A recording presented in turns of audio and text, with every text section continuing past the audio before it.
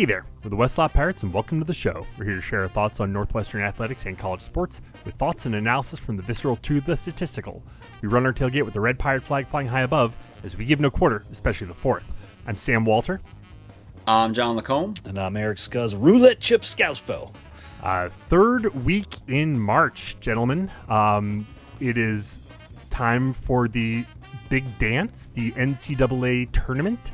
And obviously, we can't do a podcast for the NCAA tournament without welcoming back, for the 16th time, our resident bracketologist, Scott Sepich. Thanks so much for jumping on again with us. Thanks for coming back year after year. Yeah, I just did the math, and I've been on 2.5% of all of your episodes. It's amazing. That's why he's a bracketologist, folks. Yeah. Well, look, we backed over a couple cones, but the driving instructor agreed to look the other way, and this segment has its driver's license. Lucky 16. It's amazing. I think partially because of that, it has me taking the long view of a couple of things. One is, so I went back and looked, and when we did the first one of these, Carlos Boozer was just beginning his tenure with the Bulls, and his son Cameron Boozer was 2. And Cameron Boozer's arguably the best player in this March Madness tournament. So time flies. And as long as we're talking cars, also 2 was Kimi Antonelli, who won the China Grand Prix this weekend. So What did you say, John? I think it blacked out there for a second. Yeah, I know. It's crazy. Time has flown on us. So true. And just think about how many. I haven't really gone back and listened to all of these, 15 previous ones, but how many bad takes we probably had over those 16 years. Because I know every once in a while I'll point out one, we'll be like, man, we nailed that one. But then there's like 8 ones where just, okay, yeah, let's forget about that one. I don't know what you're talking about. 16 no-hitters. That's what I remember. This, just like the other 15, this one will be nothing but perfection. Before we get into the tournament, we have not been on since the Big Ten tournament. Northwestern, starts on Tuesday and makes a great run, like wins on Tuesday against Penn State, comes back Wednesday, and wins that game. And then, runs into the eventual Big Ten champion Purdue and just out of gas. I mean, but that being said, a hell of a run for a team that, came in as the 15 seed, to make it to, 3 games into the Big Ten tournament. That's pretty huge.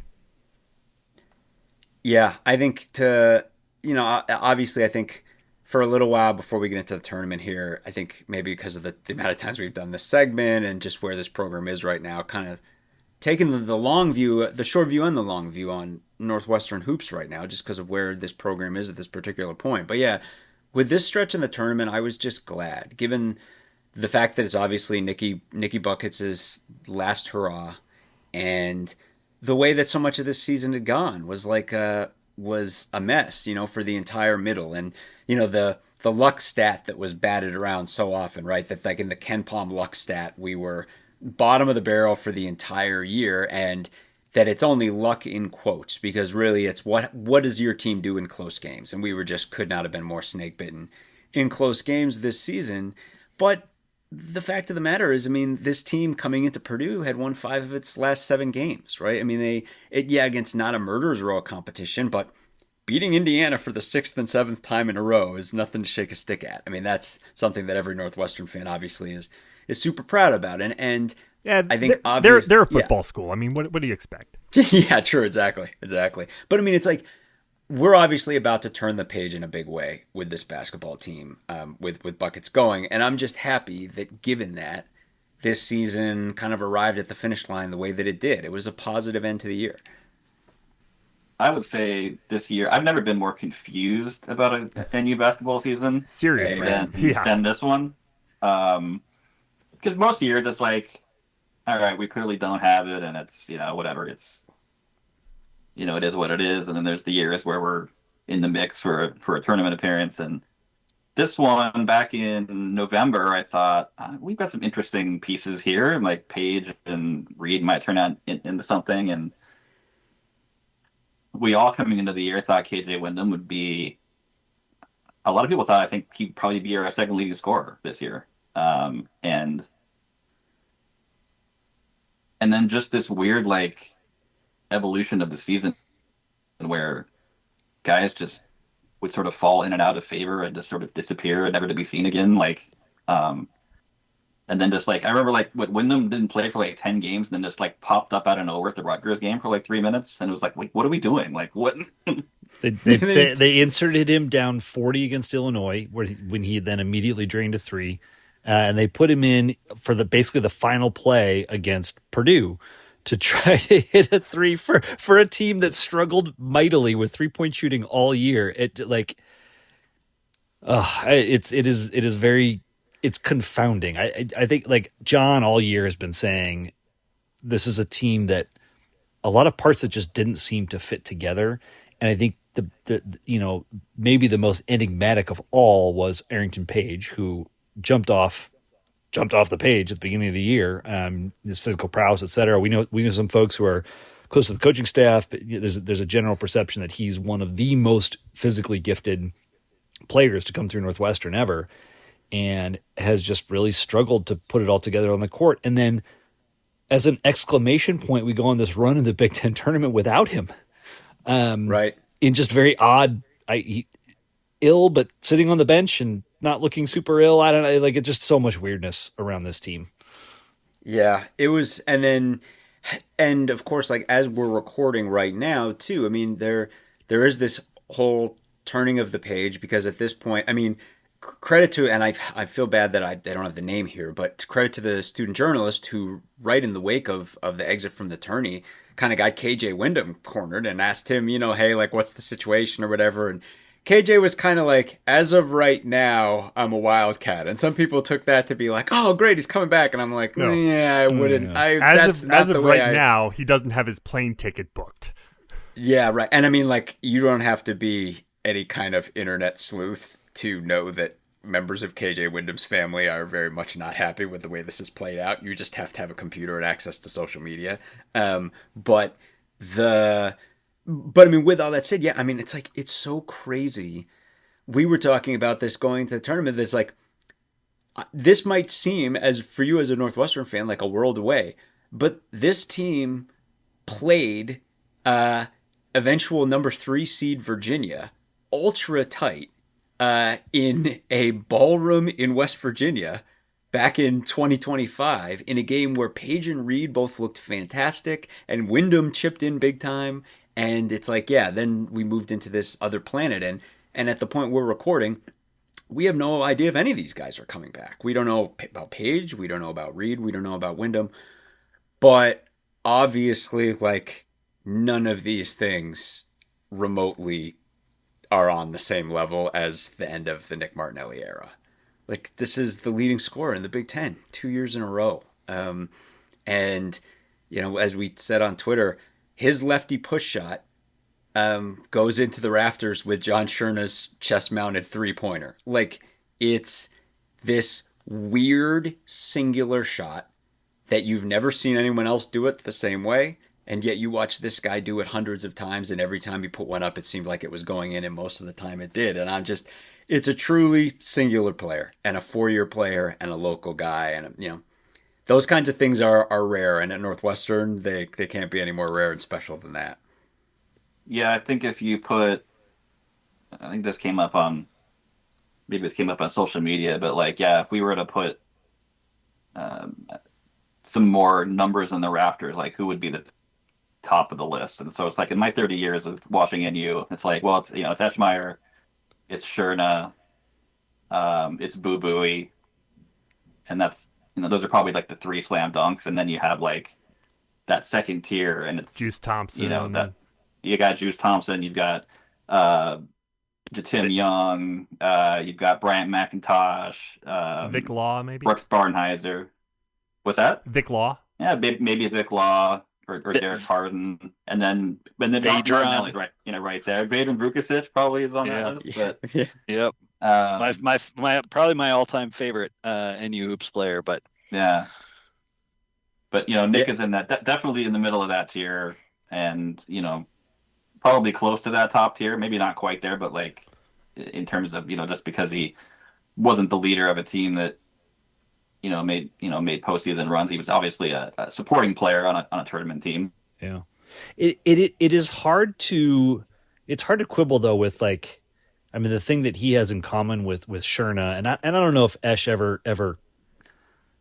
was the definitive leader in the Big Ten, but like led the Big Ten in scoring 2 years in a row. Yeah, I mean that's a preposterous statement, and coupled with like the struggles of this team on the other end of the court to prevent them from being a postseason team, but like 2 years in a row, the leading scorer in the Big Ten. He scored 20 plus against every team in the conference. There's no team that solved what he does, and not without trying. I mean, let's keep it a buck. It's not like Northwestern's been overflowing with other offensive options for the past 2 years. Teams know what we're going to try to do, and they knew, what we were going to try to do. And everything he does is wrong-footed and southpaw style, and it's like the ultimate knuckleball. No one sees anything like it, and no one ever figured it out. And that's why, I mean, it's funny. It's mentioned him earlier, and Scott, like you were saying, I mean, he comes right off the list as, just about everyone's top three is Sherna. And if you look at Sherna's career, and I have privileged to interview him, over Zoom from the Canary Islands, where he was representing Gran Canaria for Spain, and in the Spanish league, and I don't have to work hard to talk myself into a similar career for Nick Martinelli. NBA, I don't know. But there is a high level of professional basketball where what that guy does is just as unstoppable as what he was able to do in the Big Ten. I think that he's just that the tools in his toolbox, you get to a certain point and it's like, well, that guy's just going to be able to get points. But I mean, I have no idea how we're replacing that.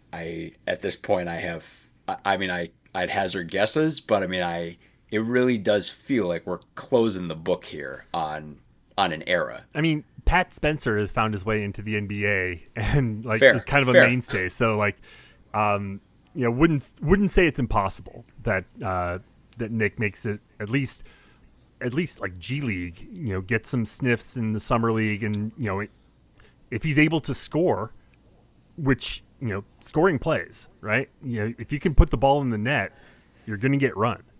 And as awkward as it looks, if he can score against the best of the best, he'll have a career. It is really insane that the arguably most successful Northwestern NBA player, Pat Spencer. I mean, Ash was a sixth man for a long time. I know Nance has been there for a couple of years off and on, but it's pretty wild. I am curious, and this is not like in no way is this a knock on Martinelli, but is there anything about his game that made it tough to fit these other pieces and parts in around him? It's possible. I mean, we always talk about Sherna, and one of the things about Sherna, and you guys mentioned V squared also, Vedran Vukusic, it's like those guys, and trying to explain this system to anyone under a certain age, trying to explain the offense that we were running, and certain guys, I mean, Sherna was just the ultimate perfect fit. It's like, you didn't have to be a great athlete in that system if you did certain things very well, and Sherna did. You were able to really score, but with buckets, I don't know. I mean, you're right. I mean, it's funny you mentioned it with Pat Spencer. They couldn't be more different. Pat Spencer's a freak athlete who is so ridiculously athletic that he's one of the all-time college players in a different sport, and then was able to basically pick up basketball on the fly and parlay one season of college hoops into a pro career. And it's like Nick Martinelli, he'll tell you, I've listened to him say it in interviews, that he doesn't have a great right hand and he can't jump. It's like, yeah, how you do integrate someone like that into the rest of the system, I don't know. But then the flip side of it is, there were a million times where it was just like, well, this offensive possession is just gone to shit. So can you beat two guys and get that lefty up? We'd really appreciate it. I mean, he's still out rebounded the rest of the team. Yep. I mean, like there's some high level effort, et cetera. But sorry, Scott, I cut you off. No, I was just gonna add talking about how the rest of the team fit around him. I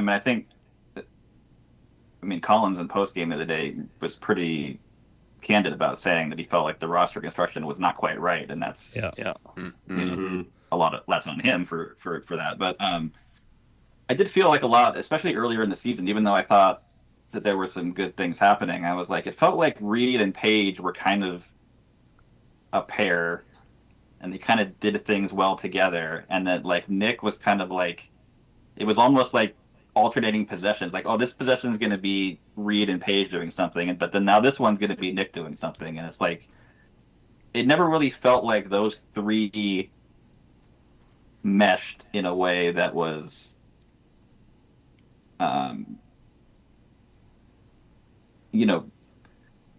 sort of positive towards winning games more than just like putting up some numbers here and there, which is like, and that's where, even with Nick, it's like, man, he put up such awesome numbers, and a lot of the problems obviously in this team were defense, but like, but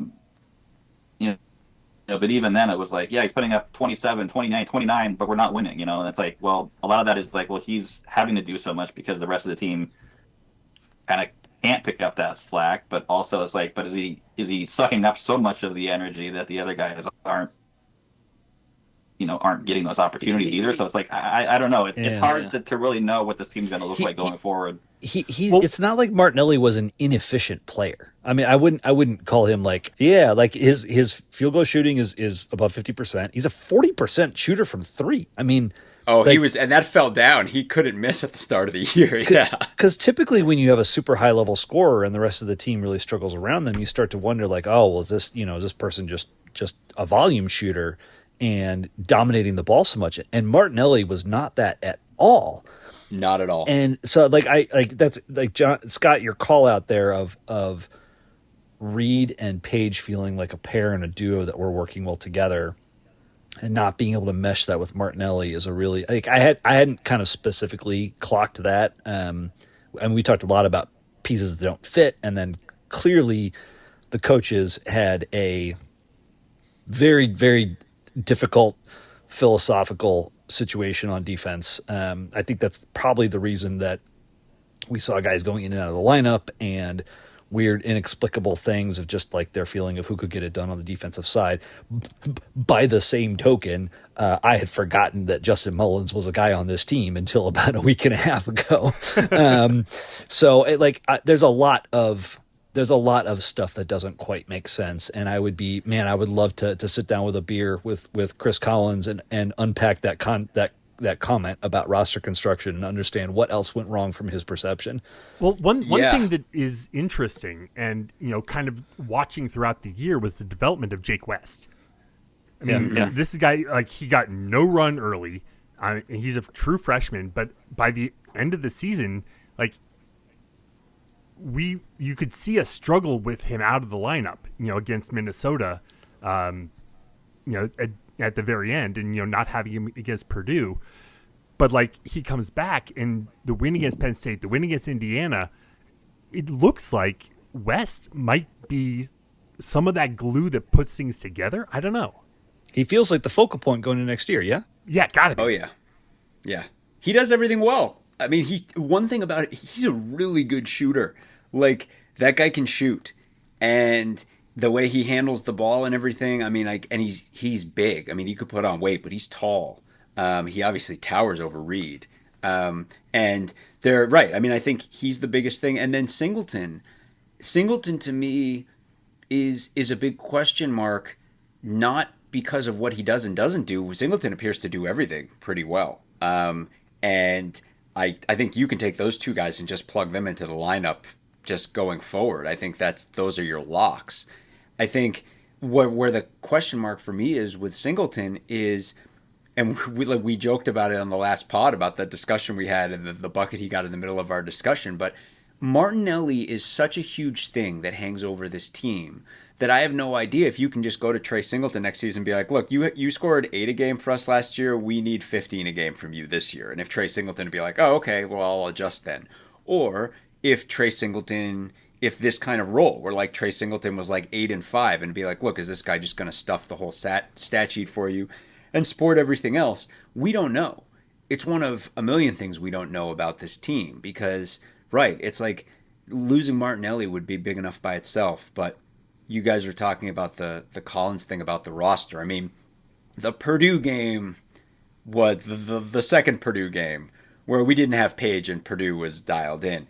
With the exception of West and Reed, a ton of the other guys who log heavy minutes, like they all just look like wings. Obviously, the whole Martinelli, is he a guard, is he a forward thing was like a joke forever. And obviously, some of these guys are more forward than guard. But against the roster Purdue was putting out, it looked like we just had an entire group of small forwards out there.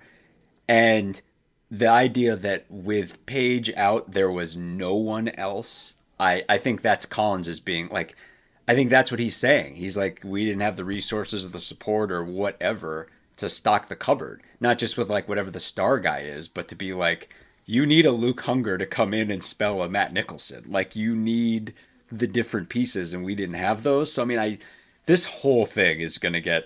I mean, I think we're about to see seismic changes here between who's going out and who's coming in. Well, just to double down that, I think in a perfect world, you would have used Trey Singleton as a kind of rotational player with Martinelli.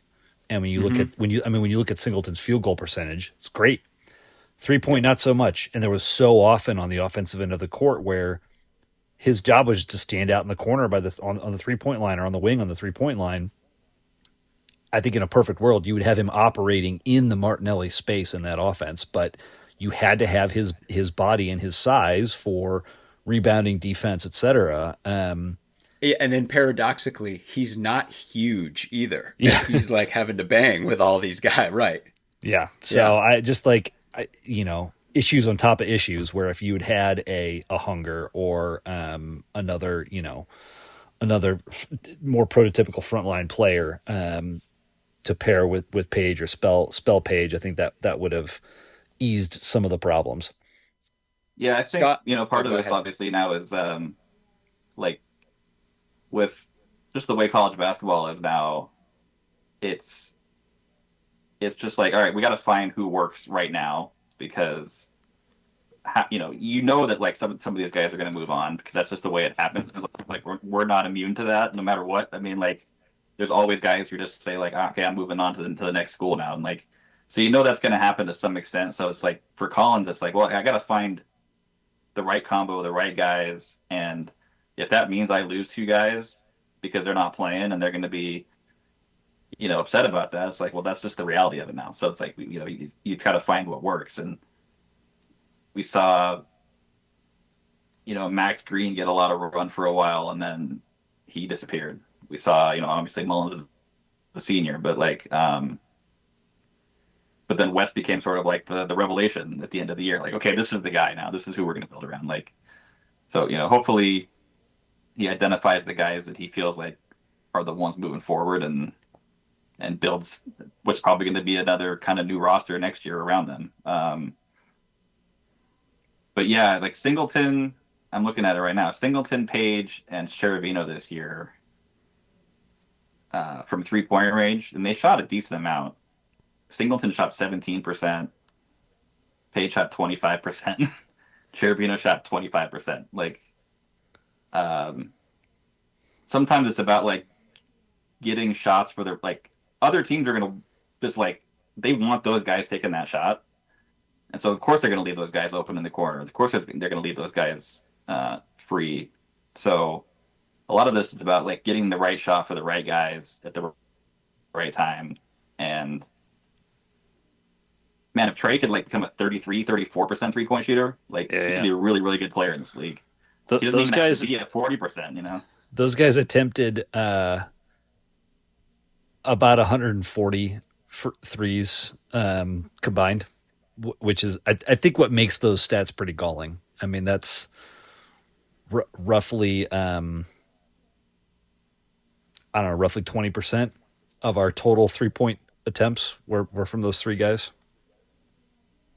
It's not. And those are basically what if you're shooting 20%, Yeah. combined, that's like 0.6 points per possession or whatever. Yep. You're That's not you're great. trying to do basically And- double that. And Yeah. they're coached to do it. We watched Luke Hunger take that shot over and over and over again and never hit it. I mean, this has been a facet of the offense that's been a bugaboo and a struggle for a number of years. And I think my big wish for next year, because like when you talk about the roster construction and it not really working out and struggling to find guys that would fit with Martinelli, yada yada yada. I'll just say Collins, because I don't know the staff well enough to dissect, the way I would when we're talking about, the football team. But I just wonder if we're too cute on offense and trying to tweak things and change things year to year. What's our philosophy? What's our identity? And let's just go after it. Like coming off of, I know you don't just replace a Boo Buie with somebody else and run the exact same thing. You have to be a little bit adaptable. But I also wonder if we're being a little too, if our eyes are a little too big for our stomachs in terms of how much we're shifting and pivoting year to year. And I'm just thinking about coming into this season, and Colin's talking about we're going to run, we're going to go fast, we're going to pressure teams, yada, yada, yada. And then we didn't really play the guys that you would play to do that because we were worried about the other side of the ball. And so I just and I get some of these things are just coach speak, but I would just really like I would like the identity of the team to feel consistent year to year. And this year it felt very different from the last three. Well, I don't know that consistency is a thing in college sports anymore. I mean, it can be. You just have to go pick the guys that are going to fit your system. And I feel like one of the reasons that Martinelli is so unique is he was 4 years at Northwestern, and I feel I don't think we're going to see much of that anymore. Well, I think we'll always be able to get those guys. I don't think it's not going to be a team like that, though, right? Because I mean, it's I think Northwestern's always going to hope to get a Boo or a Martinelli or a Brooks, but a guy. It's going to be a balance of the two. I mean, again, I guess because of this long view thing, we're all guys who were in school in the early aughts, and we joke, but it's we were all here for the whole Carmody era. So we saw the whole Carmody era. We that had its whole ups and downs. It was a really, really long period of time. Where Northwestern, Scott, you're talking about, where Northwestern was running a system wholly different from what everyone else was running and trying to make it work. And there was a hard ceiling on that. And, but it was an era. And then it's interesting. And I don't know if you saw this, Scott, because it was a Chicago Sun-Times print edition thing, but the Sun-Times right in the middle of the Big Ten tournament went at Collins hard with kind of a low blow clickbaity column. That was basically this team's going nowhere, they shouldn't assign Chris Collins to that extension, etc. And Collins got really hot under the collar. Collins vented about it to Andy Katz before the game. He vented about it to the press after the game. He was venting about it to no one in particular in the tunnel after the Indiana game. He was mad about it. But I mean, the thing he was saying is, his whole thing was, look at the 80 years before we started this, and then look at the 13 years since, and there ain't a lot of comebacks to that argument. It's 3 tourney trips is 3 tourney trips, but it is a different era, and I kind of feel like Sam's saying, we've talked about this in football a million times, but the landscape has totally shifted, and I kind of feel like Collins is kind of in his head being this is the end of an era within my time here, and the new era has got to be portal-based and NIL-based, and we got to be able to restock on a yearly basis. I don't know how many people in Northwestern fandom are available, but are aware of this. Our number one basketball recruit incoming this year, Jaden Hodge, has a torn ACL right now. This is, you very much cannot assume that the next wave of recruits, which is 2 guys, Jaden Hodge and Simon Gal, which granted, that guy's 7'2" and huge, and that'll be fascinating. But like there's not this massive wave of reinforcements arriving in the recruiting class that's possibly going to make up for Nick Martinelli. Like if this team's going to get better, a ton of that is coming in through the portal. And I think Collins is effectively communicating that and being like, this is the way that it's got to be now. Can I blow your guys' mind for a sec? Sure. I just looked this up. You know, Scuzz, you mentioned like how long Carmody had been with Northwestern. How long was Bill Carmody the head coach at Northwestern? It's like 15 years-ish, right? 13 years. 13. All right. How long has Chris Collins been the coach at Northwestern? It's 13, right? 13. Yeah. I only know the 13 because he dropped that number in the tunnel. Yeah, he did. He absolutely did. But like, it's wild to think like Collins has been here as long as Carmody was. Mm-hmm. Yeah. And Carmody is like, I mean, I used to think about that forever. Like Carmody's tenure extended into the duration of this pod, and I interviewed him at Northwestern in his first year. I think as part of like a class project or something. Yeah, I mean, it's only been two guys, and the amount of time that's been covered in that, it's fascinating. But I mean, it very much like Martinelli is the last tie to this championship era, and that whole last wave, you know, which is probably like the last great team Northwestern's going to have put together under the old way of doing things. Anything else is probably going to be very different. If you or a loved one is seriously injured by someone else's negligence, hire Kent Simpson of the Simpson Law Group. After over a decade prosecuting murder cases in Chicago, Simpson opened his own firm focused on wrongful death and personal injury cases. He specializes in car, truck, motorcycle, boat, and other transportation accidents, as well as construction accidents, medical negligence, slip and falls, product liability, and more. Millions recovered for clients. No fee unless he wins. The Simpson Law Group. Compassion, empathy, and vigorous advocacy. Go to simpsonlawgroup.com or call 312-332-2107 for a free consultation, and go Cats. So let's now talk a little bit about the NCAA tournament. We've got the field of 68 is set. It's interesting. Scott, just right off the hop, you look at this tournament, you look at the way this kind of all came together, and what is the storyline kind of going into this tournament that kind of intrigues you the most? You know, what's funny is that, like, I feel like the last, 2 weeks have been completely dominated by whether or not Miami of Ohio was worth being in it. Exactly. Like, I feel like that has so dwarfed everything else that it's just been like, oh yeah, there's other stuff going on. Oh, we're not just talking about Miami of Ohio all the time, like, or Bruce Pearl all the time, or whatever. Like it's, so like, probably the first thing is like whether or not they can win a game, because I think if they do, it will. And they're in the play-in, right? Yeah, they're in the play-in. Yeah, I mean, they're in the play-in. That was like, talk about a weird season. I mean, So- in terms so- of how to evaluate a team, but like, whatever. That's probably, not worth. I was on Miami of Ohio's campus the morning after their big win over Ohio at Ohio to complete their undefeated regular season. My son had his end of season hockey tournament at Miami of Ohio, so we were there.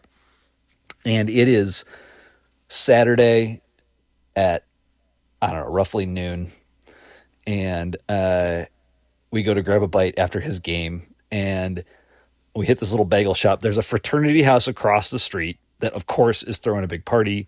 There are a bunch of sorority girls wandering up and around down the street wearing pajamas because somebody's having a pajama party. I mean, it was like the folks at Miami of Ohio were living it up. And I feel like from that moment, to go from that to losing in their conference tournament to being a bloody 11 seed in the play-in, having gone undefeated, like, I don't think that campus knows what hit them yet. Well, you know what's crazy about Miami of Ohio is they have one loss, but everyone was like, they're shocked in the tourney. And I was like, Have you watched their like last 5 games? They're like Everything's a nail squeaking biter. by at the buzzer like every That game single against time. Ohio. Ohio's not a good basketball team. It was 100-100 at the end of regulation. Yeah, A tie Yeah. game with 200 points scored. Because I mean, Miami of Ohio can score, but they ain't playing much D. And it was that. By the way, this is also like between the Northwestern discussion and this conversation. I have exhausted the entire bank of knowledge I have about college basketball this season. So I was going to say, I'll just turn it over to y'all. I was gonna say, thank God we've got Scott this year. I was watch this circular trip I'll take you on right now. So Miami of Ohio in the first 4 game, also playing in the first 4 game, UMBC, and Roger Sherman in a segment that he put up, I think today on YouTube, reminded me that after UMBC beat Virginia, when Virginia's coach, whose name's escaping me right now, Bennett. Bennett, when he retired, they replaced him with the UMBC coach, who notably knocked them out of the tournament. And that reminded me of when Northwestern raided the aforementioned Miami of Ohio to get Randy Walker to replace Gary Barnett. It all can be brought back to Northwestern. But speaking of Northwestern, yeah, this cousin and I, like, we were joking about this. Like, if they didn't play Northwestern in the Big Ten or in a wedding ballroom in a resort in West Virginia, and they're in this tournament, I don't know thing one about them. So yeah, I'm glad we've got Scott. But for people who don't know, part of the reason this tradition goes back so long of having Scott on is Scott runs this huge tournament pool every year. So one of our traditional starting places is like, who's everyone banging in the pool this year? Like, who does everyone like? Yes. So unfortunately, my new software that I use doesn't allow me to see everybody's brackets quite yet. So like, I actually don't. This is like, yeah, I actually don't have that info right away, which is kind of sad. I think it's because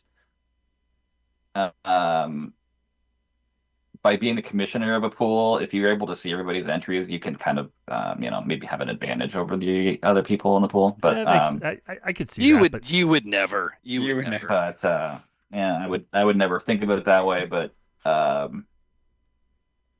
I mean, I think unfortunately it probably does come down to Duke again. I mean, it always comes either back Duke to Duke or it's not Duke. That plucky school from yeah someday. There you go. There's the tie, coached by the guy Chris Collins recruited, the John Shire.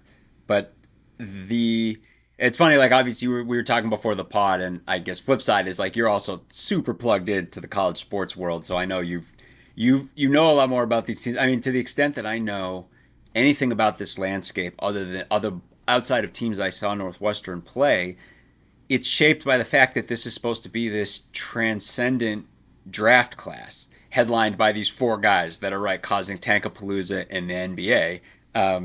Let's see if I can do it. AJ DeBanza, Cameron Boozer, the aforementioned Cameron Boozer, who was 2 when we started doing this, Darren Peterson at Kansas, and then Caleb Wilson at UNC, who's injured and is not going to be playing in this tournament. But of those 4 guys, have you gotten a chance to see any of them play? And if so, what are your general thoughts?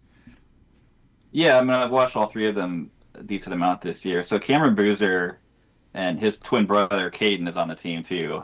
He doesn't play quite as much, and he's clearly a step below. But their high school team played in a high school tournament. Here, I live in Portland, Oregon. They played here 2 years ago at a tournament that I covered. And so I got to watch them as high school juniors play. And I interviewed Cameron Boozer. And sometimes you joke about these guys looking like they're 35 years old when they're 17. But he was I was like, it's incredible, what this human being looks like at this age. I was just like, he's a man playing against these boys. And this the literal man among boys, right? Didn't that actually happen at USC this year, though? Or that one guy where they joked that he was so I think part of that was was like a joke. But because I know you're talking about, it's the guy who was, and they said like people were like secretly he's like 30 years old or something like that, or something like that. That's who you're talking about, Scuzz, right? Yes, There that's was some exactly what story I'm like talking that. about. Yeah. I forget, but yeah, but anyway, so what? So dominant, yeah, Yeah, so he was just this dominant force, and so even back then I was paying attention to his trajectory, and then to see him at Duke, and it's just like it took like 2 games for him to kind of figure it out, and he's just been, just this, transcendent player ever since then. He's not a great like perimeter shooter, but he just kind of owns the game when he plays. I mean, Duke's real issue right now is whether Caleb Foster is hurt. He's one of their best guys. Patrick Gumba's hurt. He's one of their best guys. Like, so how quickly can they get back? They should be fine through the first weekend, but that could possibly be a problem if they're out longer. Are they their number one overall seed? Yeah. Yeah. They're number one overall seed. Yeah, Man, It it is wild that their bracket contains fellow blue bloods: UConn, Michigan State, Kansas, St. John's. Maybe not blue blood St. John's. I mean, blue blood coach, but for 80s kids like us, they are. Yeah. Louisville and UCLA. I mean, that's insane. Yeah, I mean, like the coaches, yeah, like Rick Pitino and Izzo and Self and and Hurley, runner of 2 of the last 3 national championships. Yeah, it's an absolutely stacked bracket. I mean, it's fascinating to me. It's really funny too to filter this through like the Big Ten perspective. I mean, it's funny we're talking about all of these transcendent talents. None of them are in the Big Ten for whatever reason. And the Big Ten is, the top of the conference was decent this year, but it's just funny because I have like multiple memories of all of the best teams. Like Purdue, I remember the Purdue from the game that we played at the tail end of the season that we were all at, where I was like, oh my gosh, like we're in this team, like we've got these guys, like we've got just enough. And then, we were leading with something like 50 seconds left. And then that same team a week later just blew our doors off. And I'm like, it's like 2 sides. And then Michigan, there's the Michigan team from the first half of our game against Michigan. And there's the Michigan team from the second half. But it's like, I guess I've seen a bunch of these teams when things aren't working, but I also know that when they're clicking, they're really, really going off. But I mean, I don't know, like who's the elite player from the Big Ten in this tournament? Like who would, like Braden Smith is the first one who would jump out to me. Yeah, it's weird. The Big Braden Ten has a Smith. lot of guys who are. I know everybody. Yeah, he's no, I know. He's Gross. one assist He's- away from Bobby Hurley now. So. oh Yeah. wait, Yeah. is he? Yeah. I wish someone Yeah. would have told me that. I don't know. If Braden Smith is elite, it's like in a Joe Flacco kind of way. Like, come on. Well, like to say, the Big Ten guys, there's a lot of good college basketball players in the Big Ten.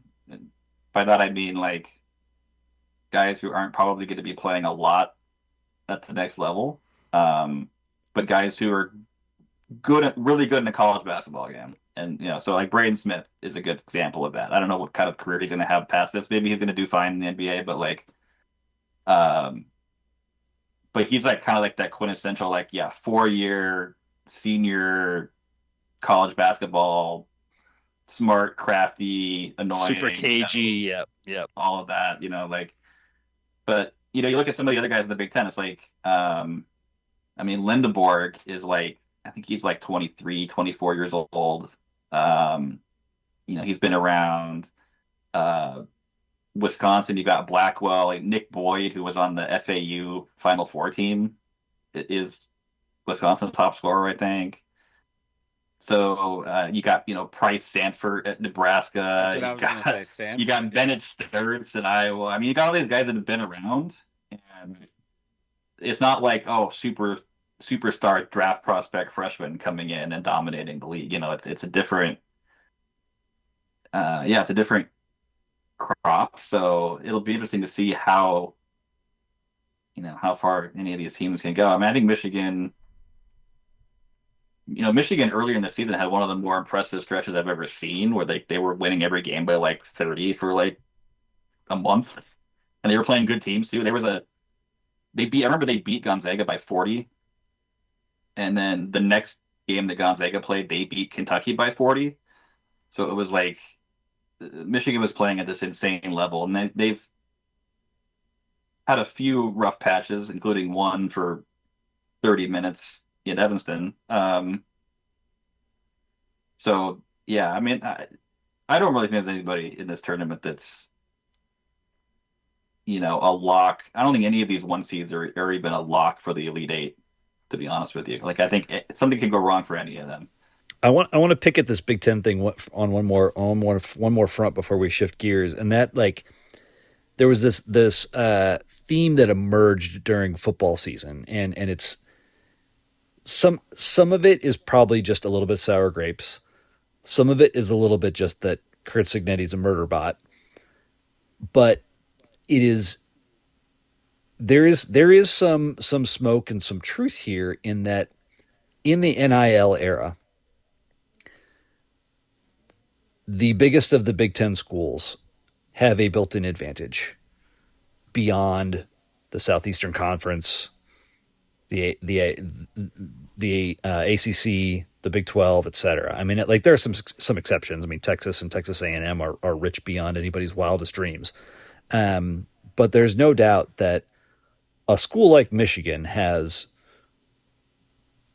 I mean, the amount of resources that they can command from an NIL perspective are preposterous. And there was a good chunk of this season that the Big Ten was considered far and away the best conference. And that seems to have waned here down the stretch. I'm very curious if that narrative will be reinforced as we go through this tournament. And I think, like Scott, what you just said about the one seeds, Michigan being the only one from the Big Ten, like I feel like there's two potentially competing narratives that can come out of this. If Big Ten teams run well and put one or two into the Final Four, people are going to be screaming bloody murder about the situation like they were coming out of football season. And but I almost think it's more likely that the opposite occurs. I feel like those transcendental or transcendent pro talents are the ones that really step up and emerge during March. I don't feel like it's the 4-year starter, the 4-year cagey veteran that typically gets it done on the biggest stage. Like, yes, in the first 3 or 4 rounds, but once you get to the Final Four, I feel like it's those prodigious potential NBA talents that really take teams over the top. I kind of wonder, like, you have me thinking, I'm like, what is NIL like for the schools? Like, is there some school that is in this sweet spot where their football team either sucks or they don't have football, but like UConn? Like, what's UConn's NIL situation? Better example, Purdue. Well, yeah, or right, yeah, I guess Purdue. But Purdue's poor fan base is desperately trying to tell themselves they can do what Indiana did right now, right? So, I mean, like, but like, what about UConn? Like, UConn knows, like, they're not, like, I mean, or maybe they're not. But I'm just thinking, or St. John's. St. John's doesn't have football. So, like, I wonder if there's some school that is somehow flush with NIL cash, but it's not football money, and they can just dump it in. Because the reason you have me thinking that is, like, they're structured differently, right? Where it's like, if you dump the right money to the right 5 guys, you're sold. Some would say, Scuzz, that Michigan's been a master of NIL all the way since the Fab Five. Damn straight. SMU's in this tournament. Yeah, right. Houston's in this tournament. Yeah, exactly. But I'm like, so it's kind of interesting where I'm like, I mean, I guess BYU is not a good example of this, but I was reading that post-Debanson, like BYU is already cleaning up on recruits for next year. So clearly some of these schools are finding this sweet spot where it's like, you just have to be able to dump the right money into the right place and you can make it work. Yeah, presumably it'd be a lot easier to pull that off in basketball, right? Yeah, and again, I'm like, I don't know. I mean, well, technically there's a cap on the amount of money every athletic department can spend. Yeah. Well, the athletic department, not on the other side of the coin. Right. Which So comes like, down a lot to like state law and some other nonsense because the NCAA is Right. feckless, but we don't have to go talk about that tonight.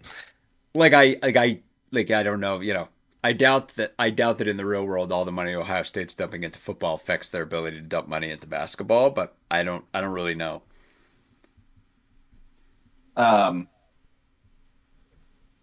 Yeah, I think going back to these 4 draft, big time draft prospects, and Caleb Wilson's out, but I mean, Devonsa, BYU fell late in the year down to a 6 seed. I mean, they were a top 10-ish team early in the year. That seems kind of low. Do they have They much dropped around him?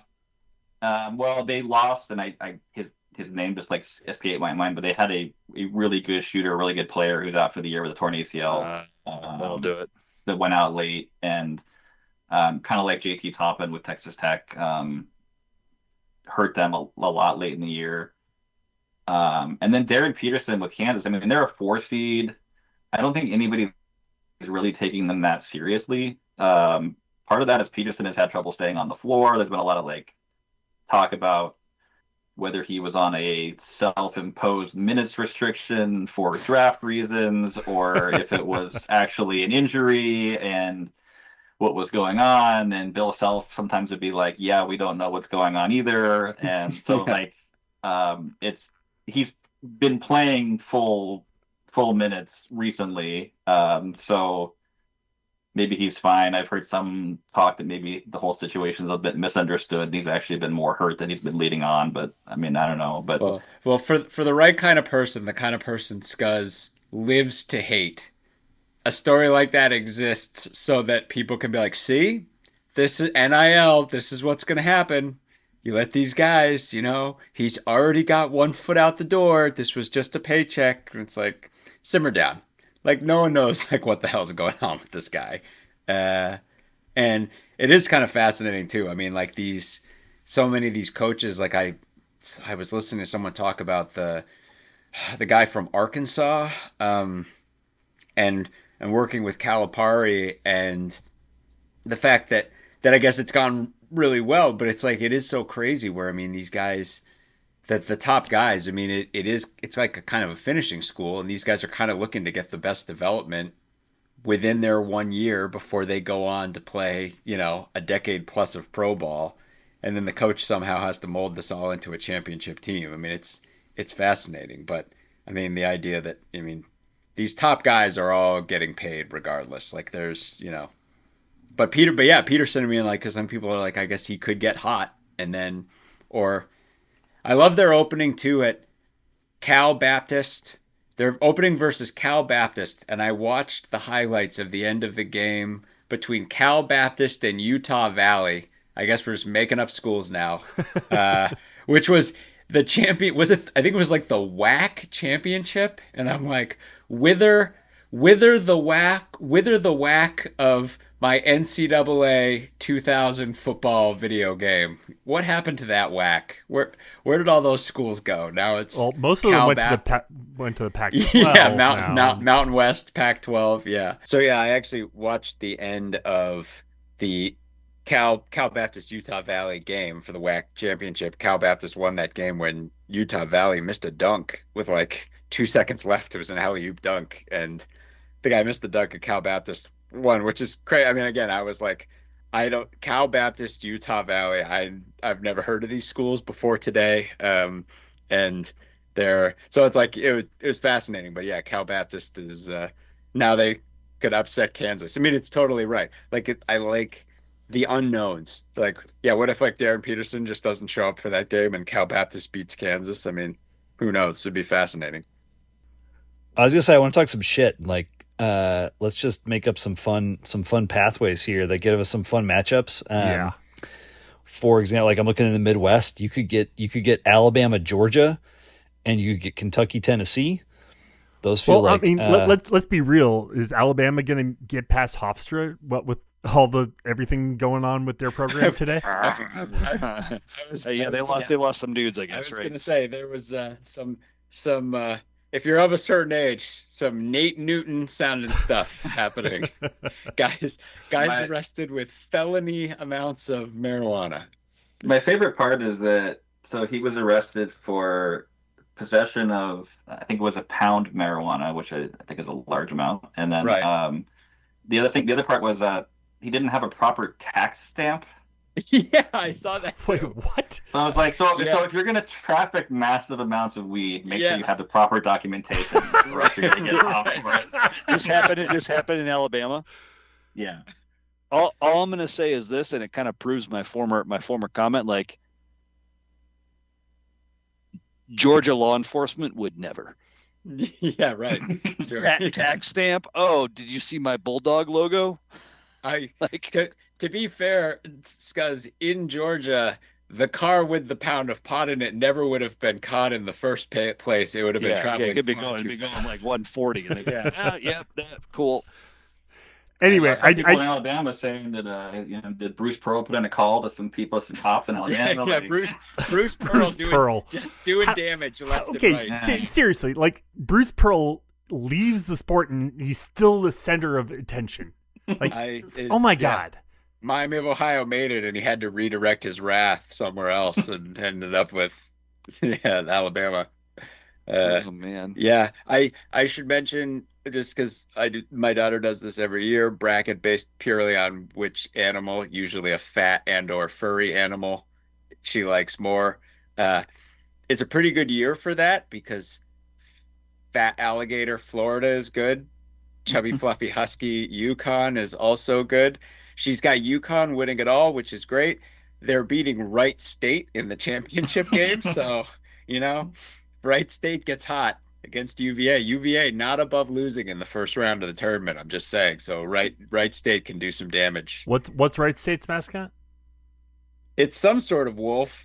I think they're the Wolves or I looked this up earlier. They're the Raiders, but their mascot is a wolf, which I'm going to guess like literally every other team that was named the Raiders means they rebranded at some point.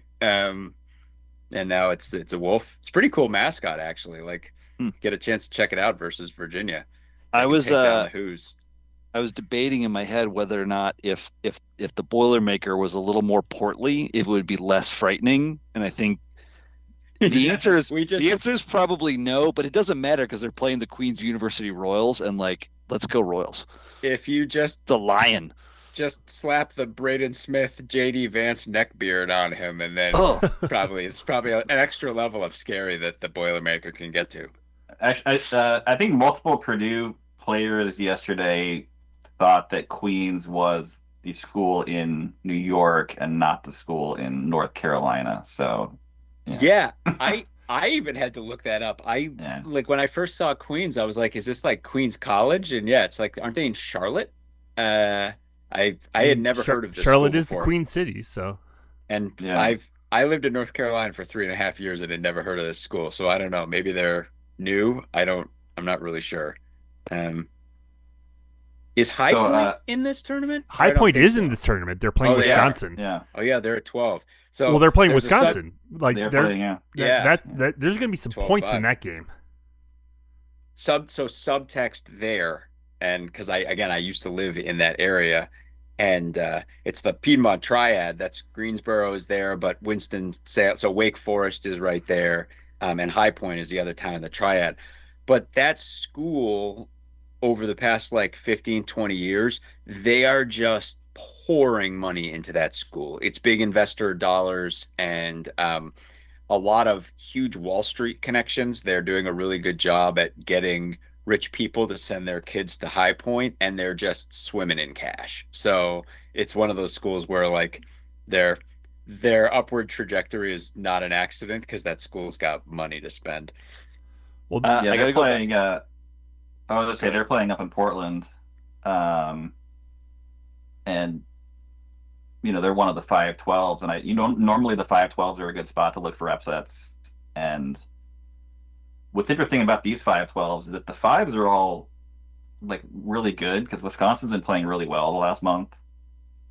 St. John's is underseeded probably as a 5. Like they were the regular season and tournament Big East champions. beat UConn 2 out of 3. And then you look at Vanderbilt. Vanderbilt. I've seen people saying that they should have been a 3 seed. They're ranked. In fact, I think they're ranked like 10th in Ken Palm or something like that. Texas Tech's really the only vulnerable 5 because JT Toppin's out for the year, and so they're a little bit undermanned. But like, I'm having a hard time, even though I like the 12s. Like, I think, I mean, I don't really love Northern Iowa. I don't think that's a good matchup for St. John's, or for them. But I like High Point. I like Akron. So you just turned me on to the fact that Hawaii must be in the Portland regional then, right? Hawaii is coming here. Yeah, there's got to be a contingent of Hawaiians. Like, am I? Yeah. Like, I mean, yeah, there are. In fact, Hawaii has there's an agreement with the state of Hawaii and the West Coast states that Hawaiians can come to the West Coast of the U.S. and go to public school for in-state tuition. Oh, wow. So a lot of Hawaiians move to Oregon and Washington and California to go to college. So there are a lot of Hawaiian folks living in this neck of the woods. So probably Nevada too, right? Because I seem to recall a lot of Hawaiian population in Vegas. Yeah, I think maybe Nevada is part of that. I know there's a handful of states that are part of that kind of program that they have. It's also convenient for them because they only have to fly. Like, if they had to go to Buffalo, that would have been like, just ridiculous. Like, I mean, it's still 5.5 hours to get here on a plane, but like, a lot better than it could have been. I bet Mick Cronin has something to say about that. Yes. Yeah. Yeah, he'd enjoy being the coach there, wouldn't he? I was going to mention, so the last time that the tournament, so there's games going on in Portland here, and the last time the tournament was here, Indiana won a play-in game in Dayton, and then had to fly here from Dayton, and they got stuck in the airport, and they didn't get here until something like 5 a.m. the next day, and then they got completely run out of the gym by St. Mary's in the first round here. Like, it was like they lost by 30. And so I look at BYU is playing NC State Texas winner so that I think the NC State Texas game's tomorrow. The winner of that game has to come out to the West Coast to play BYU on Thursday. And so I kind of looking at that one to be like, yeah, they're probably going to not get here till really late. They're going to have their one practice day, and then they got to play. Like, I could see that being a tough spot for that 11 seed against BYU, especially BYU having a short flight up here, same time zone. This game's in Dayton too, right? The playing games in Dayton. All the playing games are in Dayton. Yeah. Yeah. Oh, all of them in Dayton. Yeah, always in Dayton. So, so I'm kind of big on BYU having a pretty nice draw in that first game for them. While you mentioned it, I forget who's Indiana playing in this tournament. I'm trying to remember. I'm scrolling through. I don't see them on here. Oh, they didn't make it. How did that happen? It's almost like they took a couple fat L's late in the season that knocked them out. But they were going to be in the CBI, but they canceled the CBI this year. So yeah. Well, what's the one? I like it. It really is. You can see that it's gotten to the point that, and teams that don't get, like, if you don't get into the tournament, teams just don't want it because what is it? The CBC. There's some tournament it's an 8-team tournament. The one in Vegas, the Crown tournament. Yeah. Crown. Yeah. And that looks like way more interesting than the NIT, frankly. Louis Vaquer even mentioned that, like, and I just never, like, I didn't for a second believe that we were going to any postseason game, nor that we would have accepted a bid if anyone would have offered us a bid. But I was looking at the rest of the teams in that tournament and being like, I mean, this is a group of teams we definitely belong with. So Minnesota's in there, right? Yeah, Minnesota's in it. And I think like some people like Minnesota in the tournament too. But I mean, like the subtext being that they got 8 because, like, you can't really get many more than 8. Well, but the genius of this is that it's 8 name brand basketball teams that are going to play each other, and the games are going to be competitive and exciting. Who cares if it's not like Duke versus UNC high level elite ball? I think this is a really smart way to operate an invitational, and I also think it's really funny that Indiana is not on this list, nor are they in the NIT, which maybe they decided not to accept a bid. But I just like, I'm way more interested in this Crown tournament because of how they're clearly orchestrating it for a competitive draw as opposed to kind of the more merit based NIT, or at least that's my perception of the NIT. Yeah, the one biggest problem with the Crown is that it's not until the first week of April, so the teams have to sit around for the next 2 weeks and just practice, I guess, because they decided to do it so it runs like kind of in between the Elite Eight and the Final Four, and then I think the championship game is on Final Four Saturday, just earlier in the day. So it's like they're trying to get it in a time where people are watching college hoops, but that's why a lot of teams passed on it, because it was like, oh, we have to wait for 2 weeks. 2 weeks to play another game. It's kind of like when you got spring break and all sorts of other weirdness in there. Yeah, lots of things going on. Yeah. I was going to mention, I don't know how much longer we got here, but I was going to mention something that I saw, and it was looking at, so the Ken Palm era goes back to 2002. So since then, every team that has won the national championship except one has been in both the top 21 offensively and top 44 defensively in the country. The only exception to that was 2014 UConn, which was, I think they were a 7 seed and just went on a weird run that year. So based on that, in fact, the last 8 champions have all been top 6 offensively in the country going into the tournament. Okay, so who does Ken Palm have as the top 6? So currently the top 8 teams in the country, the top 6 teams in the country offensively are Purdue is 1, Illinois is 2, Alabama 3, Duke 4, Arizona 5, Arkansas 6. Huh. But that's not the only part of the equation, right? Sure, so it's also the defense part of the equation. So when you look at the teams that have been sort of in these essentially top 20-ish offensive, top 40-ish defensive teams, there's 10 teams right now that have both of those things going for them. And those are Duke, Michigan, Arizona, Florida, the top 4 seeds. Houston, Iowa State, Illinois, Purdue, Vanderbilt, and Texas Tech. Wow. Now, that really underscores that Vanderbilt is a 5, like underseeded as a 5 that you said earlier. Texas Tech has been dropped down because of losing their star player. Yep.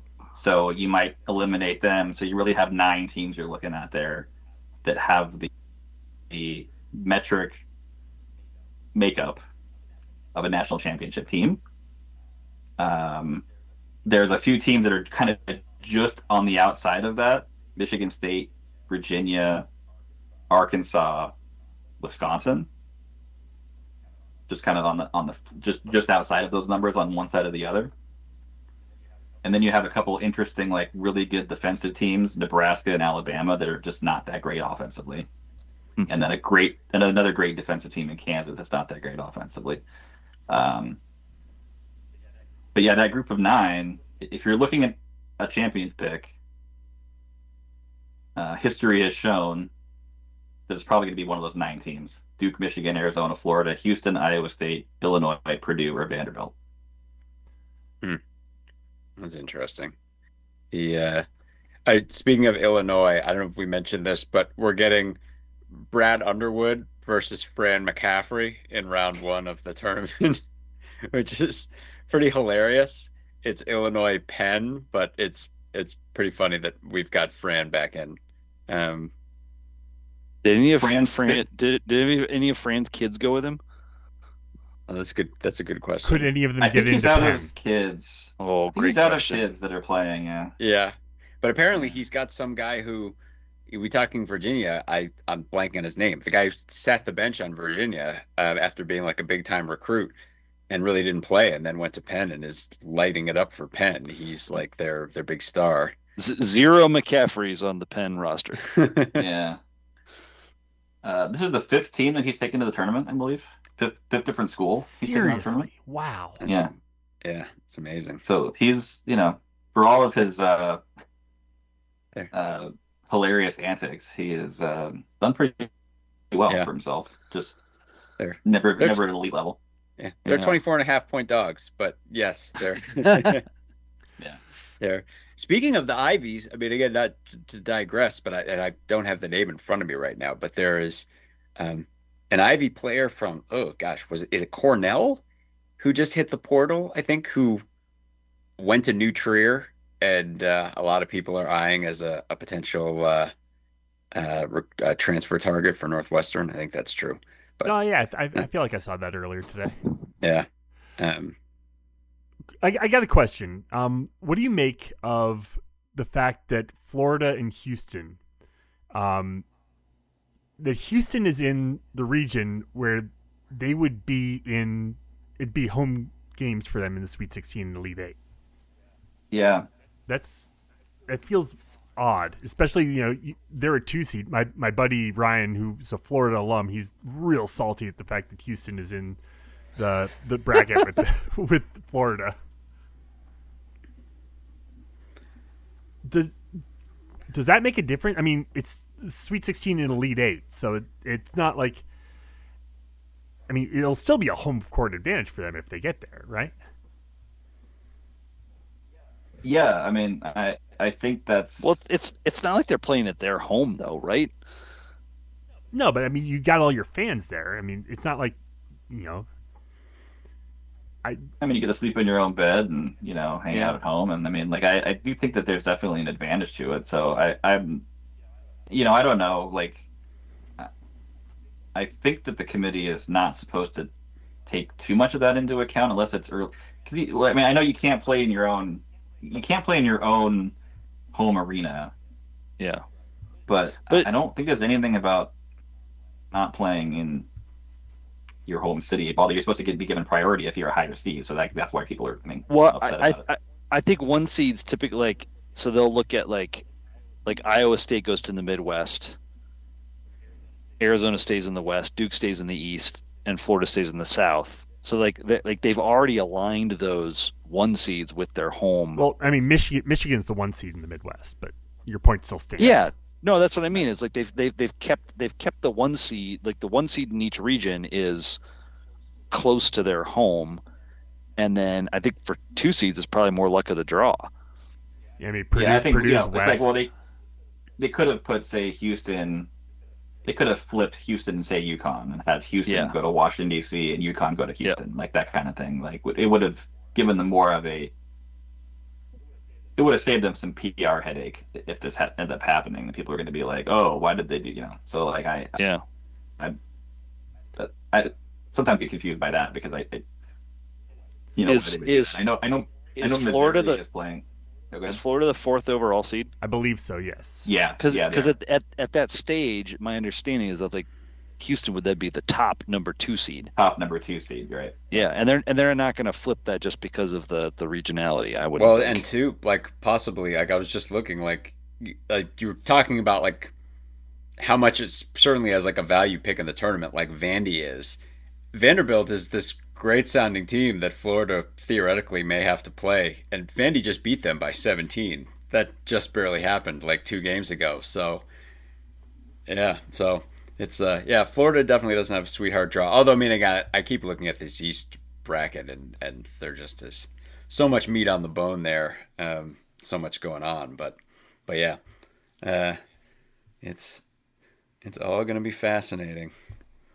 And all the star players were 2 years old when we started doing this. Yeah. Does Purdue really deserve a 2? I mean, they win the Big Ten tournament. I think I heard the the chair of the commission say that they were looking at like a 4 or a 5 seed before they won the Big Ten. I think they played really poorly late in the year. Yeah, they played terrible. Right. Yeah.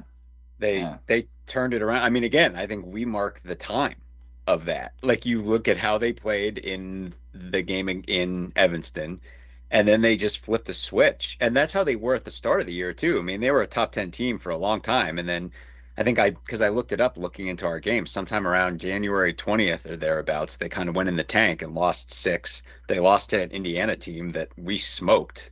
And yeah, but I mean, they're back. I mean, they're playing as hot as anybody right now. I mean, the team that showed up in the tournament, that team was they just beat the crap out of everybody. So I think if that's how hot they're going to stay, like, you know, and they've got Miami and Mizzou, like, that team could certainly make some noise. Yeah, they have a 37-year-old Fletcher Lawyer still playing for them. Yeah. So it's DC, it's Houston. Where are the other 2 regionals? Chicago and San Jose. Oh, okay. Nice. It's Chicago regional tickets even more expensive than the Big Ten tournament tickets that kept everyone $100 something to watch Northwestern Penn State in the. Yeah, except I was looking. You could have gotten in to see. Like, I was seriously debating going to that game for $5 because that's what it was on like. Oh, it dropped like late. Okay. Gotcha. Gotcha. Like day of. It was. Yeah, I was like, ooh, should I go? Nah, I got to get stuff done at home. Yeah. I was like, I should just hop on the bus. I'm working downtown, hop on the bus, head over to United Center, and it's like $5 to get in. All right, but did not happen. And then I couldn't go for Wednesday because I didn't go on Tuesday. It's like, yeah. In any case, yeah. On Thursday I can get into the first session in Portland for as little as $29 for the Wisconsin, High Point, and Arkansas Hawaii games. But then that triples for the second session, which has BYU and Gonzaga in it. So that's sure. a lot more local fans for right, those teams right, here. Right. So yeah. You're gonna have to pay at least $100 to catch SMU Miami of Ohio play-in game because of course UD is a scant 40 minutes from Miami of Ohio's campus. Yeah, right. So silver lining for them. Yep. Why does Dayton get the first 4 like every single year? Why? Like, what did Dayton do? I've never really understood. The Wright brothers, Sam. Flight.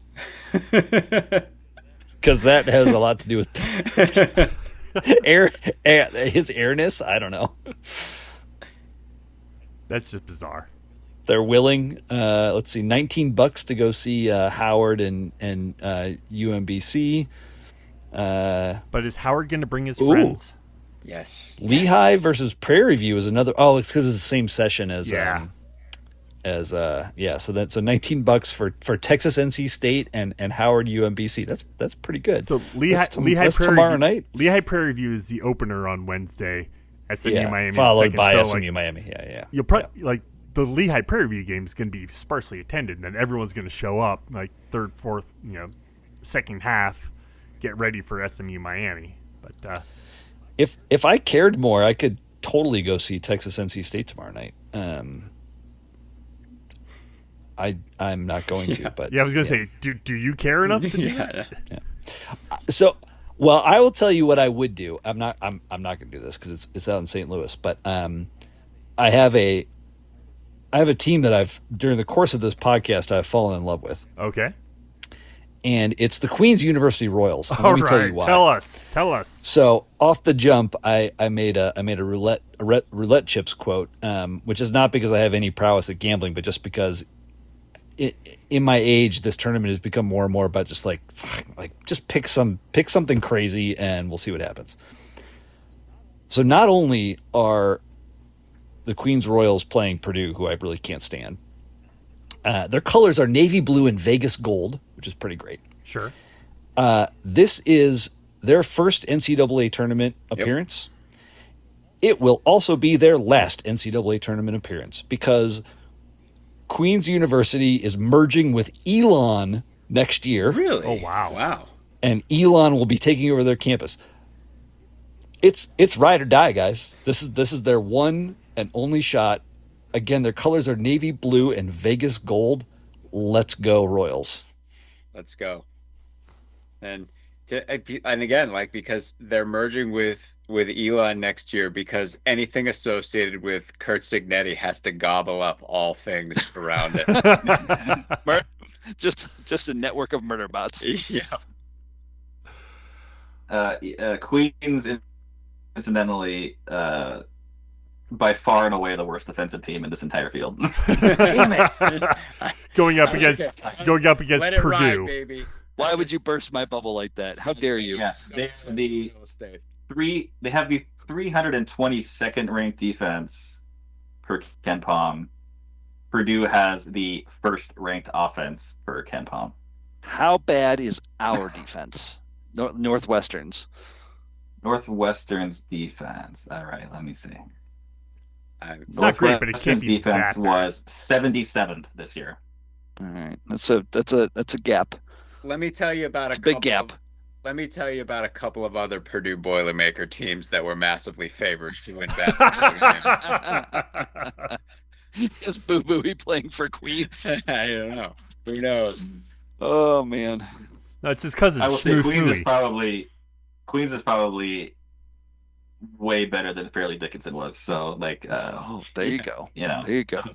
hope was alive for your guys. So you're saying there's a chance? There's always a chance. Anything else? Any kind of last things we haven't touched on as we get set to dive into this tournament season? Santa Clara in the tournament for the first time in 30 years, and Steve Nash played for them. Oh, wow, that's right. Dang. Yeah. That's amazing. Where you think Three bid WCC this year. I was gonna say, I was like, that's where you realize that the Iron Curtain of Gonzaga just blocking the way for these teams for so long. Well, Gonzaga is going to be Pac-12 next year. Yeah, last year in the WCC for Gonzaga. It's amazing. Sellouts. South Florida was Yeah. up for them in the 11-6. South Florida. Unfortunately, Jaden Reed left a tournament team. Yeah. That's crazy. stings the nostrils. Yeah, they're on like a huge run. I think they've won like 11 or 12 in a row, and they've playing really well.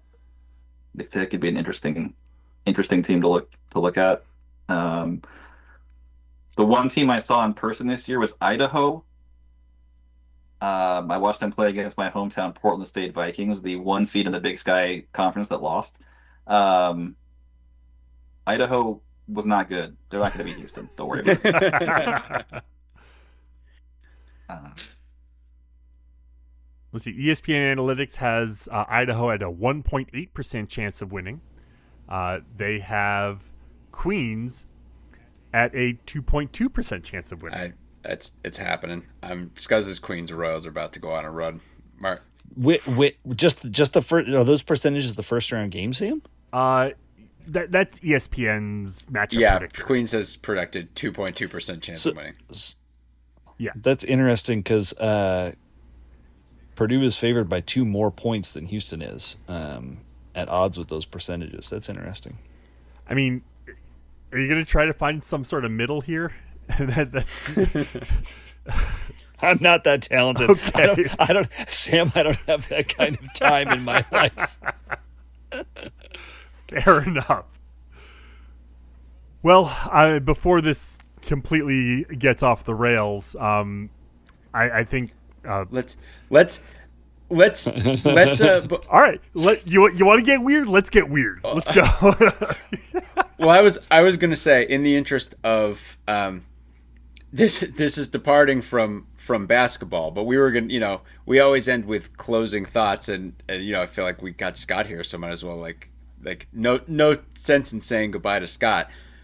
I think we agreed before the pod, we are not going to use this platform on this otherwise March Madness focused pod tonight to talk about whatever's going on with lacrosse right now. There will be time to sort all of that out. But we did want to give a shout out to an event. It's funny, we talk about all these teams from all over the place. And the one thing all of these teams, although unless you're the Big 12 and you're playing on an LED floor, all of them can basically bank on uniform conditions. That is not something baseball teams can bank on. We were all eagerly looking forward to USC's trip out to Northwestern. And the weather gods could not have delivered for us anymore. And it's funny because last time we talked about Northwestern baseball was on the backs of that, the drubbing that they took to Georgia Tech down in North Carolina. And the first USC game did not go well. They lost 15-1. And then the pitching really clamped down. The Northwestern battery through 2 games gave up only 3 runs.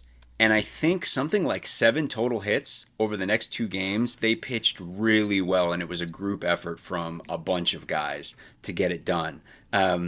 But they got the big hit at the end. And then the big walk-off hit by Logan DeGroote in Game 3 to get a massive win over a team that was 19-0 and ranked number 25 in the country in the USC Trojans. It was huge.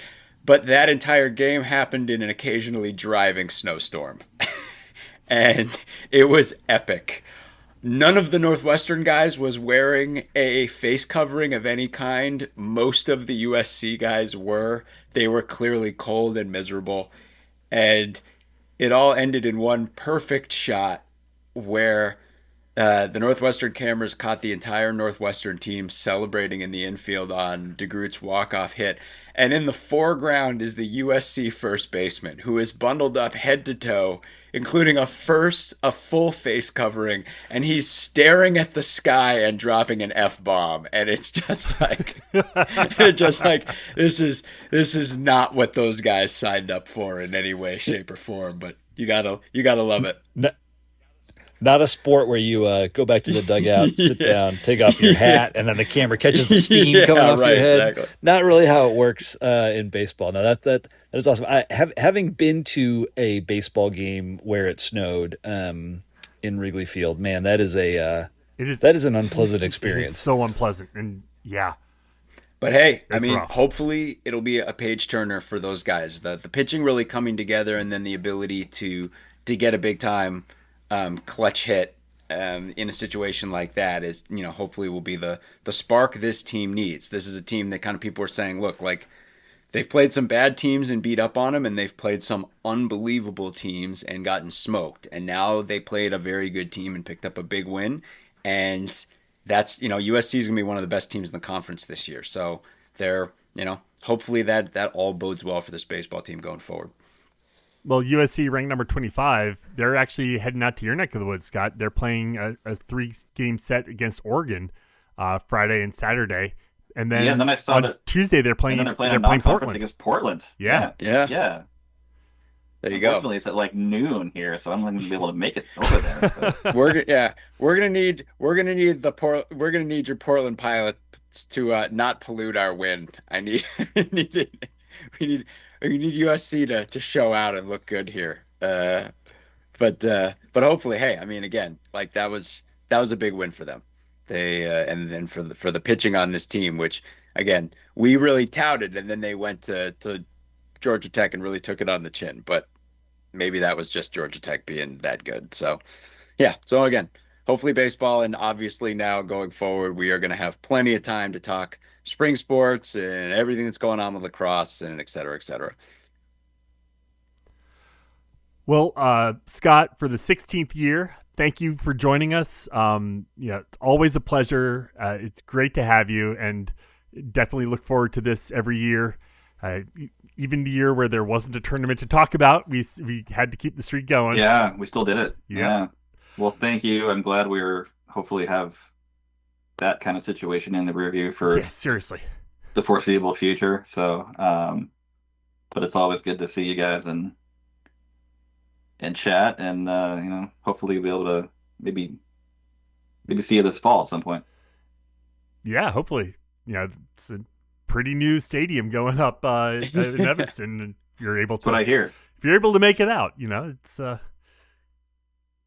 might cost you an arm and a leg to get in the door, but Yeah, right. Scott, I think the move this year is homecoming, and putting the body at risk to get out on the field. Make it happen somehow. Pick up that horn one more time. I mean, nummalums. That's what I mean. Like, yeah, I gotta somehow get back into the playing shape. Is that what you're saying? I mean, I think you could fake it. You can hold you can hold a horn up to your face, and Am I allowed to have a cart? Is that okay? I'll allow it. I'll add one thing here, which is that I'm the one member of this group who was not numb. Sam and I share the WNUR connection, and some people were pretty famous for WNUR reasons on certain corners of the internet this week.